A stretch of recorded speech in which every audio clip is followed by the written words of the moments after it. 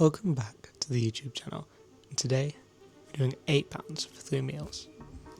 Now our first port of call is a pizza for dinner. This is something that I was eyeing up for the £4 video, but £3.50 is just too expensive for £4. However, it's well within our budget. Now we're getting some rice as a side for lunch, and then we're going to work out everything else around that. Equally, we're going to do croissants for breakfast, and that gives us just lunch to consider.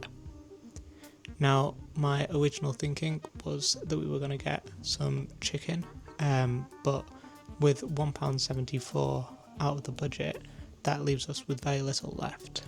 Now, as you know, I like to get exact value, so after getting some veg, I actually go over the budget, and then realising that I can get an extra 30p back if I get the cheaper brand of rice, I go back, do a swap, and get exactly to the budget. For breakfast, we're having just 2 croissants. Whacking them in the oven and then grabbing them out gives us a nice hearty breakfast, which is quite easy to prepare. Then it comes to lunch. This is the most complicated meal of the day, with a load of different things to prepare. We've got microwave rice, so while that's doing, and we've got chicken in the oven, we're untinning the mixed veg and then the mushy peas. Now, the mushy peas are really only here as an extra way to get to the budget and make sure we get the maximum value, so they're just a side dish. And as we take the chicken out of the oven, you can see us putting this whole thing together in this little time lapse. It turned out to be quite a nice and varied meal, not one I'd necessarily recommend, but it did quite well in terms of value, so I think it's worked quite well. This was definitely much more substantial and varied than the things I've been having in the last few videos. Now, finally, we start to come to the pizza. Pizza for £3.50, especially a chicken pizza, was a lot of value. It was quite a nice, easy meal to do, and I quite enjoyed it. I think as these videos have progressed, these meals have been getting better and better, and it's crazy to think that this is 3.5 times the budget of the first video, which encompassed all 3 meals. So, food has been eaten, let's see how we did. So, for energy, we're good, we're over. For fat, we're good, we're under. For saturated fat, we have failed, unfortunately, 30.5 grams instead of the 20 that we needed. And for carbohydrates, we're slightly under. Now, for sugar, I got 30.7 grams. Now, previously I've been saying, when I was looking this up, that you need over 90 grams of sugar. But it seems that rather than being over, it's just roughly 90 grams. A few sources said slightly different things on this.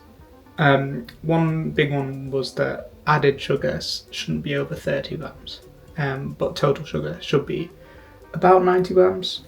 Now, I think that one of the reasons we suffer here is because I have been doing 3 meals and only eating what I've been purchasing for the 3 meals. I haven't been having any snacks in between those meals. Normally, I eat quite a lot of fruits, which would get me there, but I haven't been doing that. So, maybe something to consider in future. For fibre, we are under 25.9 grams when we needed 30. We got more than enough protein, way more than enough, 134 grams compared to 50. And we're slightly over on salt. We should have had less than 6 and we had 7.76 grams.